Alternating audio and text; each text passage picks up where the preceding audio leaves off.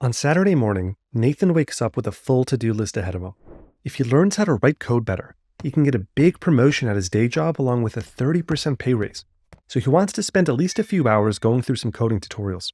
He's also planning on starting the first steps of his side business idea that he's been daydreaming about for a while. And last month he made a New Year's resolution to finally get into good shape. So he's planning on starting to hit the gym today too.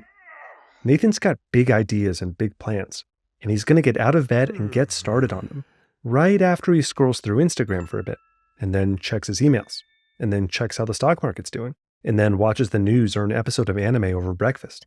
By the time it's already noon, he tells himself, all right, let me just grab another coffee to get some energy, and then I'll be good to start on my goals for the day. But just like the AI robots in Westworld, Nathan's been replaying out this same unproductive routine almost daily for years, just constantly putting off the important things he needs to do until later, until tomorrow. Does Nathan's story resonate at all with you? In your mind, you're rationalizing to yourself that if you just get these little baby dopamine hits running through you, it'll become easier to focus on your main task in just 5 more minutes. But what's actually happening is that as more and more of your day gets wasted, that key important task on your to-do list becomes less and less appealing and has a smaller and smaller chance of getting done. If you constantly feel a nagging pull towards some type of distraction, like checking your social media, going out for a walk, or reorganizing your files, anything that will let you put off getting down to business for just a few more minutes, then this video is for you. In his book, Dopamine Detox, Thibaut Mirez argues that it doesn't need to be this difficult. He discusses the steps you can take to undergo a dopamine detox so that you can get rid of the overstimulation in your environment, feel focused and peaceful at work, and easily avoid wasting time on unproductive activities and distractions. I'll be taking you through a visual journey that summarizes the key tips and takeaways from this book. We'll cover the science of dopamine and how it works. We'll talk about the specific reasons for why you're having so much difficulty focusing. And then we'll dive into the specific things you can do to stop procrastinating and achieve easy and effortless productivity. Now, without further ado, let's dive in. The science of dopamine. Friend or foe? If you're watching this video, surely you've heard of dopamine before, but let's do a quick recap and cover some misconceptions. Dopamine is a neurotransmitter, and dopamine is a good thing. Without it, humanity probably wouldn't exist today, because dopamine can act as a mental guide for our minds for where we anticipate rewards. Thousands of years ago, it played a critical role by spiking when we thought about doing things that were critical for our survival and reproduction, like finding food and mating. But the problem today is that with all this new technology that we have at our fingertips, the very intelligent engineers behind all those apps and user experience design have figured out a way to hijack our dopamine processes in a way where dopamine now acts against us instead of for us. All these little beeps and boops and notifications and social stats put you in a state of overstimulation. And when you experience overstimulation, it becomes extremely difficult to concentrate on that one important thing that you actually wanted to do today. Contrary to what many people believe, dopamine is not a pleasure chemical. Simply because an event triggers the release of dopamine doesn't mean that it is something that we like or get pleasure from. In fact, when you pay close attention, you'll notice that as soon as you obtain the expected reward, you'll often feel empty and unfulfilled. The problem with your routine. Why your daily routine is sucking you dry. Remember these 2 facts. 1. Dopamine is triggered when you anticipate a reward, or just before you actually receive the reward, not when you actually get the reward. 2. When you habitually place yourself in a state where dopamine shots keep getting fired, you will become uncomfortable being in a state where your stimulation drops back to normal, unstimulated levels. Keeping these 2 facts in mind, let's analyze the morning habits of your typical Joe Sixpack. You check your email, expecting that there might be some important message from someone. Regardless of whether there actually is or not, just by checking the email and anticipating it, boom, it's a dopamine spike. You check your stock portfolio, which can be wildly unpredictable on a day-to-day basis. Boom, it's another dopamine spike. You check your social media stats or chat conversations, anticipating that maybe there's a change there. Does it matter if anyone actually messaged you or liked your photo? Nope. You anticipated it and you checked it. So boom, it's another dopamine spike. And so even though your brain tries to rationalize that, all right, once I do these few quick things, then I'll get to work and focus, you're actually shooting yourself in the foot, because by the time you sit down to focus on your work, your baseline dopamine level has been thrown completely out of whack. And if you don't get your next dopamine hit from somewhere, you'll start to get all fidgety and start rationalizing random excuses to go do something else.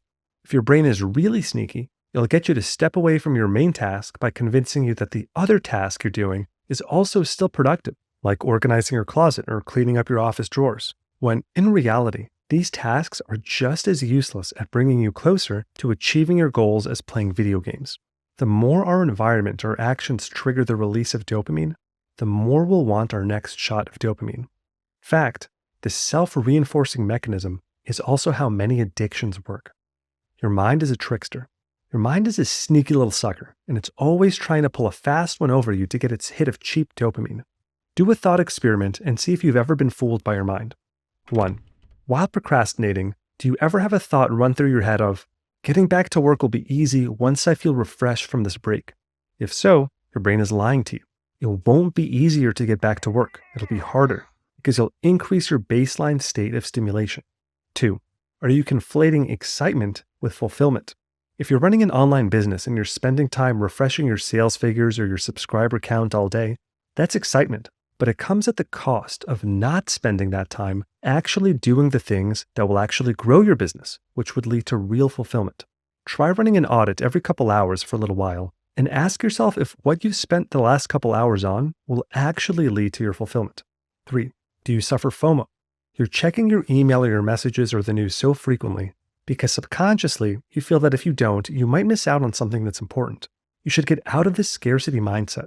Understand that opportunities will always be there and that you'll be better off just focusing on your long-term vision than jumping around to make sure that you're always caught up on everything. All right, now let's talk about how to detox to improve your focus. The 3 types of detoxes. The book outlines 3 different types of detoxes you can try, depending on your personal situation and your bravery levels. The first is a 48-hour complete detox, which dictates that for 48 hours, you completely cut out any and all sources of stimulation, including drug or alcohol consumption, internet, movies, your phone, social media, sugar, processed food, and video games. Obviously, this would free up a lot of extra time, so you can fill that time with things like going for walks, journaling, reading books, meditating, doing stretching exercises. If this sounds too ambitious for you, you can do a 24-hour detox, which is the same thing but for 1 day instead of 2 days. If even that sounds too difficult, then you can try doing just a partial dopamine detox, where you pick one thing that is your biggest source of stimulation, like TikTok or Instagram or anime, and then removing it from your life for a period of time. Friction and lube. Our brains are lazy and hate wasting energy, so make it more difficult to do the bad habits that you're trying to remove from your life. For example, if you notice that your biggest source of overstimulation is TikTok or Instagram, then install apps on your phone that limit when or how often you can use those apps. Then when you get to work, turn off the Wi-Fi on your phone and put your phone in a drawer on the other side of the room. That way, when your brain gets a craving to just check your phone real quick, it will be more inconvenient to do so, and you'll have a higher likelihood in successfully fighting back against that urge. This is called friction. Similarly, you want to apply lots of lube to whatever you do want to spend your focus on. Do you want to get started on writing your book or paper first thing in the morning?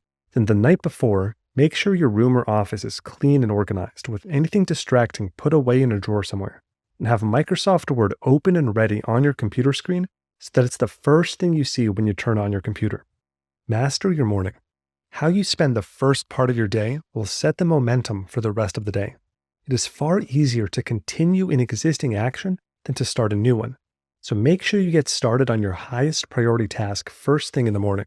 Whereas if you spend the first 10 minutes after you wake up scrolling your social media feeds, you've set up the rest of your day for stimulation cravings and failure. Additional tips.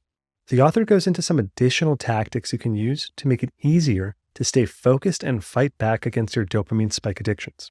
One of those tips is building a consistent routine where you're doing the same tasks in the same places and having a consistent trigger that sets the ritual in motion.